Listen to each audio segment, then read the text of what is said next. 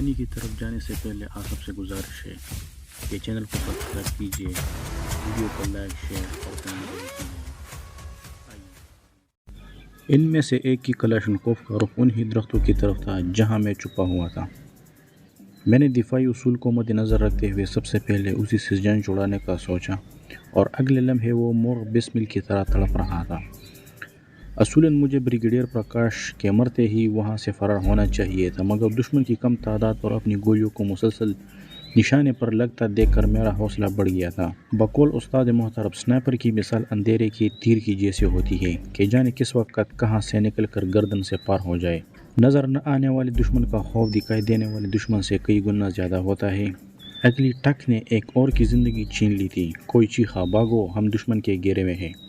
ایک آدمی نے آخری جیپ سٹارٹ کر کے ریورس گیئر لگایا، مگر چند گز سے زیادہ پیچھے ہٹنا اسے نصیب نہیں ہو سکا تھا۔ میری چلائی ہوئی گولی نے اسے سٹیئرنگ پر لیٹنے پر مجبور کر دیا تھا۔ باقی آدمی گاڑیوں کا خیال دل سے نکال کر پیچھے بھاگے۔ میری رائفل کی رینج سے نکلنے سے پہلے دو مزید روحیں اٹھ کر محو پرواز ہو چکی تھی۔ مسلسل اپنے ساتھیوں کو لاشوں میں تبدیل ہوتا دیکھ کر ان کے سوچنے سمجھنے کی صلاحیتیں منفود ہو چکی تھی، جبکہ میرا حوصلہ آسمان کو چھو رہا تھا۔ ان کے آؤٹ آف رینج ہوتے ہی میں سر سے نیچے اترا اور درختوں کی آڑ لے کر واپس چلا۔ عام لباس کے اوپر پہنا گلی سوٹ گو چلنے میں رکاوٹ پیدا کر رہا تھا، مگر چھپنے کے لیے بہت ضروری تھا۔ گلی اسکاٹ لینڈ میں استعمال ہونے والی ایک اصطلاح ہے جو ایک زمانے میں ان خاص داروغوں کے لیے استعمال ہوتی تھی جو اپنے بادشاہ کی زمینوں میں ناجائز طور پر شکار کھیلنے والوں سے حفاظت کرتے تھے۔ ان کے ساتھ ساتھ گلی گھاس میں مکمل طور پر چھپ کر بلا حرکت پڑے رہتے اور ہرن کا انتظار کرتے۔ اس کے ساتھ ساتھ گلی گھاس میں مکمل طور پر چھپ کر بلا حرکت پڑے رہتے اور ہرن کا انتظار کرتے۔ مناسب وقت آنے پر کود پڑتے اور اسے ہاتھوں سے دبوچ لیتے، پھر بادشاہ کے حضور پیش ہو کر ہرن کا تحفہ دیتے اور انعام و کرام سے نوازے جاتے۔ فوج تلبیس کی اسی اصول کو مد نظر رکھتے ہوئے آج کل کے دور میں سنائپر اپنے آپ کو دشمن سے بچانے کے لیے اپنے ارد گرد کے ماحول کے مطابق آج کے جدید دور میں گلی سوٹ نے اتنی ترقی کر لی ہے کہ مختلف ممالک اعلیٰ درجے کی گلی سوٹ تیار کر رہے ہیں جو ہر علاقے میں استعمال ہو سکتے ہیں۔ ترقی یافتہ ممالک کے سنائپر یہی گلی سوٹ استعمال کر رہے ہیں۔ جلد ہی دشمن نے اس علاقے کو گھیرے میں لے لینا پکڑے جانے کی صورت میں انہوں نے میرا ساتھ جو کرنا تھا اس کا اندازہ لگانے کے لیے کسی عقل بنا کی ضرورت نہیں تھی۔ میں نے چشمے والا راستہ ہی اختیار کیا تھا۔ چشمے کے قریب رک کر میں نے سیر ہو کر پانی پیا اور واٹر بوتل بھر کر آگے بڑھ گیا۔ چشمے سے فرلانگ بھر آگے جا کر اترائی شروع ہو جاتی تھی۔ اترائی شروع ہوتی ہی میری رفتار خود بخود بڑھ گئی، چونکہ میں باقاعدہ کسی راستے پر نہیں جا رہا تھا، اس لیے سمت کی درستگی کے لیے میں گاہے گاہے کمپاس پر بھی نظر ڈال لیتا تھا۔ اونچے نیچے اور ٹیڑھے میڑھے راستوں سے گزر کر میں نے 3 کلومیٹر کا فاصلہ طے کیا اور ایک خشک نالے کے قریب پہنچ گیا۔ نالے کے درمیان بارشی پانی کے گزرنے کی وجہ سے ریت ابھرے آئی تھی اور ساتھ میں چھوٹے بڑے پتھر بکھرے پڑے تھے۔ جھاڑیاں وغیرہ نالے کے کنارے پر موجود تھی۔ درمیانی علاقہ صاف تھا۔ نالے کی چوڑائی 50-60 گز کے بقدر تھی اور بدقسمتی سے وہاں سے 700-800 گز کے فاصلے پر موجود ٹیکری پر انڈین آرمی کے ایک سیکٹر کا بیس موجود تھا، جہاں سے نالے کا یہ درمیانہ حصہ آسانی سے دیکھا جا سکتا تھا۔ جھاڑیوں کے اندر لیٹ کر میں نے دوربین آنکھوں سے لگا لی۔ بیس پر غیر معمولی چہل پہل دیکھتے ہی مجھے یقین ہو گیا کہ ان تک بریگیڈیئر پرکاش کے ہلاک ہونے کی خبر پہنچ چکی ہے۔ 10 آدمیوں کا ایک دستہ مجھے بیس سے نیچے اتر کر نالے کی سمت آتا دکھائی دیا۔ جائے وقوع کی جانب روانہ تھے، تمام کے تمام ہتھیاروں سے لیس تھے۔ وہ نالے میں اتر کر میری جانب بڑھنے لگے۔ ان کے پیچھے ایک اور دستہ تھا جو نالے میں آنے کے بجائے سیدھے راستے پر چلتے ہوئے وقوع کی جانب بڑھتا گیا۔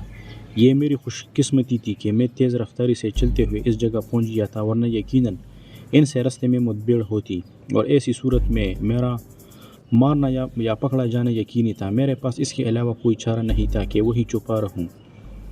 دوربین اسمال پیک میں ڈال کر میں جلدی سے جھاڑی کے مزید اندر گھس گیا۔ جھاڑی کے تنے کے قریب پہنچ کر میں بالکل ساکت لیٹ گیا، یوں کہ اپنے سانس کی آواز مجھے بھی سنائی نہیں دے رہی تھی۔ مجھے زیادہ انتظار نہیں کرنا پڑا تھا، جلد ہی ان کے باتوں کی آواز مجھے سنائی دینے لگی۔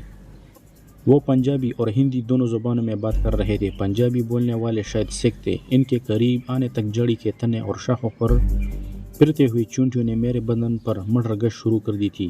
ایسی حالت میں عام بندہ چونٹیوں کو بدن سے دور جھٹکنے سے باز نہیں رہ سکتا کیونکہ یہ بہت بے دردی سے کاٹتے ہیں۔ میرے کان کی عقبی جانب اور ناک کی جڑ میں بھی انہوں نے بڑے مزے سے دانت گاڑ رکھے تھے مگر میں نے پلک تک نہیں چپکی تھی۔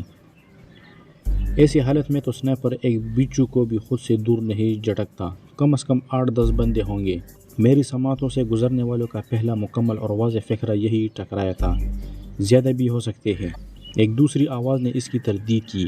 وہ جوڑیوں کی صورت میں روانہ تھے، اپنے ہتھیار انہوں نے تیاری حالت میں پکڑے ہوئے تھے۔ ایک آدمی نالے کی دائیں اور دوسرا بائیں سمت کی نگرانی کر رہا تھا۔ یار اچھا ہوا بریگیڈیئر پرکاش سے تو جان چھوٹی، خجل خوار کر رکھا تھا بے غیرت نے۔ یہ دوسری جوڑی کی آدمی آواز تھی۔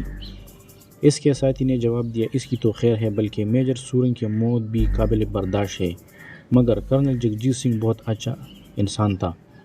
گات لگانے والے تو بس بریگیڈیئر پرکاش ہی کے لیے آئے ہوں گے۔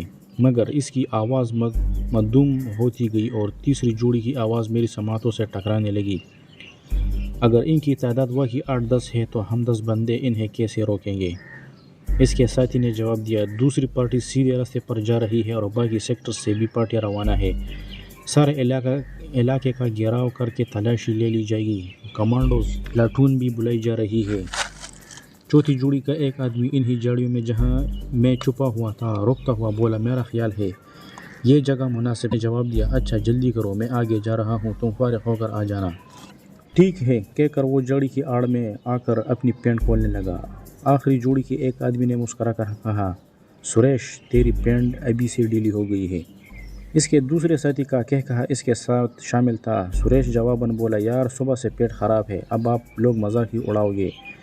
وہ آگے گزرتے چلے گئے جبکہ سریش پینٹ کھول کر اطمینان سے بیٹھ گیا۔ اس کا رخ میری جانب تھا مگر اس کی نگاہیں اپنے ساتھیوں کی طرف متوجہ تھی۔ میں اس وقت جھاڑی کا حصہ بنا ہوا تھا، میرے بدن کا کوئی جزو بھی گلی سوٹ سے باہر نہیں تھا۔ سر پر رکھی ہوئی ٹوپی نے پورے چہرے کو ڈام کر رکھا تھا، مخصوص سیاہ رنگ کی کریم میں نے پورے چہرے پر ٹوپی ہوئی تھی۔ سنائپر رائفل پر بھی میں نے سبز رنگ کے کپڑے اس انداز سے باندھی ہوئی تھی کہ سوائے رائفل کے دہانے کی کوئی چیز نظر نہیں آ رہی تھی۔ اچانک فضا میں وائرلیس سیٹ کی آواز گونجی، یقیناً سریش کا واکی ٹاکی بول رہا تھا۔ Number 5 send your location over. سفید نالا جنگل موڑ اوور۔ دوسری آواز نے اپنی جگہ بتائی، یقیناً اس نالے کا کوڈ نام تھا، سفید نالا تھا۔ موجودہ پوزیشن سے وہ نالا جنوب کی جانب مڑ رہا تھا۔ نالے کی مغربی طرف ان کا سیکٹر بیس تھا۔ بیس کے نیچے بھی چھدرے درخت موجود تھے مگر مشرقی طرف کافی گھنے درخت پھیلے تھے جو نالے کے ساتھ دور تک چلے گئے تھے۔ جنوب کی طرف مڑنے کے بعد نالے کی چوڑائی دگنے سے بھی زیادہ ہو گئی تھی اور درخت بتدریج ان میں چیڑ و دیار کے بلند و بالا درختوں کے ساتھ ساتھ جڑی نما درخت بھی موجود تھے جن کے سدا بہار درخت بھی بکثرت بکھرے ہوئے تھے، اور انہی درختوں کے جنگل میں اپنے استاد صادق کو چھوڑ گیا تھا۔ سنائپرز کے نقطہ نظر سے اب یہ علاقہ محفوظ نہیں رہا تھا مگر میں اپنے ساتھی کو ساتھ لینا نہایت ضروری تھا۔ اگر حوالدار صادق وہاں چھپا نہ ہوتا تو یقیناً میں نے نالے میں آگے بڑھ جانا تھا اور دشمن کے اس علاقے کو گھیرنے سے پہلے میں کہیں دور نکل گیا ہوتا۔ اپنے ساتھیوں کو چوکنا ہونے کی ہدایت دے دو اور تم کو بتا دوں کہ یہاں صرف ایک بندے کی موجودگی کی آثار ملے ہیں، وہ بہت اچھا نشانے باز اور منجا ہوا سنائپر ہے۔ اس ایک ہی نے ہمارے 8 آدمیوں کو شہید کر دیا ہے، اس لیے احتیاط سے کام لے۔ مسلمانوں کی دیکھا دیکھی دوسرے مذاہب کے لوگ بھی اپنے جنگ میں ہلاک ہونے والے سپاہیوں کو شہید کہتے ہیں۔ احکام دینے والے نے اسے آؤٹ کہتے ہی دوسری پارٹی کو پکارنا شروع کر دیا۔ Number 6 send your location over. جواب ملا، Nala road junction over, copy message same to you. پوری بات دہرانے کی ضرورت اس نے اس لیے بھی محسوس نہیں کی تھی کہ نمبر 5 سے ہونے والی گفتگو نمبر 6 بھی سن رہا تھا۔ روجر۔ نمبر 6 کی طرح سے سمجھ جانے کی اطلاع ملنے پر وہ اسے بھی لسننگ پر رکھ کر تیسری پارٹی سے بات کرنے لگا۔ اس مرتبہ اس نے نمبر 7 پکارا تھا مگر نمبر 7 کی آواز سنائی نہیں دے رہی تھی، یقیناً وہ ہم سے دور تھا۔ کنٹرول کی مختلف پارٹیوں کو پکارنے کی آواز فضا میں گونج رہی تھی۔ گفتگو جاری رہی، وہ واکی ٹاکی سیٹ کی طرف متوجہ رہا اور پھر مٹھی میں ریت بھر کر اپنی صفائی کرنے لگا۔ پینٹ باندھتے وقت اس کی نظر غیر ارادی طور پر اسی جھاڑی کی طرف اٹھی جہاں میں چھپا بیٹھا تھا، اور اس کی بدبختی کہ میں نے اسے چونکتے دیکھا۔ مسلسل اس جانب گورنے پر ریحیت نے چونکا دیا تھا۔ یوں بھی میں افراتفری میں چھپا تھا، اس لیے جھاڑیاں وغیرہ اپنے اوپر نہیں ڈال سکا تھا۔ بیلٹ باندھے بغیر وہ زمین پر پڑے اپنے ہتھیار کی طرف متوجہ ہوا۔ اس کے ہتھیار سنبھالنے تک میں یہ فیصلہ کر چکا تھا کہ مجھے کیا کرنا چاہیے۔ ٹھک کی آواز کے ساتھ اس کے سر میں روشن دان کھل گیا تھا۔ وہ نیچے گر کر تڑپنے لگا۔ میں جلدی سے جاڑی سے باہر نکلا اور اس کی لاش کو گھسیٹ کر جاڑی میں پھینک دیا۔ اس کا واکی ٹاکی سیٹ مجھے کارآمد لگا۔ واکی ٹاکی سیٹ میں اضافی بیٹری اٹھا کر میں نے پاس رکھ لیا اور پھر جاڑیوں کی آؤٹ میں رہتے ہوئے میں نے ان جانے والے ساتھیوں کی طرف نگاہ دوڑائی۔ وہ فرلانگ بھر آگے نکل گئے تھے۔ دوربین نکال کر میں نے بیس کی طرف نگاہ دوڑائی۔ ایک آدمی مجھے ٹہلتا ہوا نظر آیا۔ اس جگہ سے نالے عبور کرنے میں دیکھے جانے کا سخت خطرہ تھا۔ میں جاڑیوں کی آڑ لے کر بیس کی طرف روانہ ہو گیا۔ واکی ٹاکی سیٹ کی آواز کم کر کے سیٹ میں نے آن رہنے دیا۔ جلد ہی سیٹ سے سریش کو پکارا جانے لگا۔ نمبر 5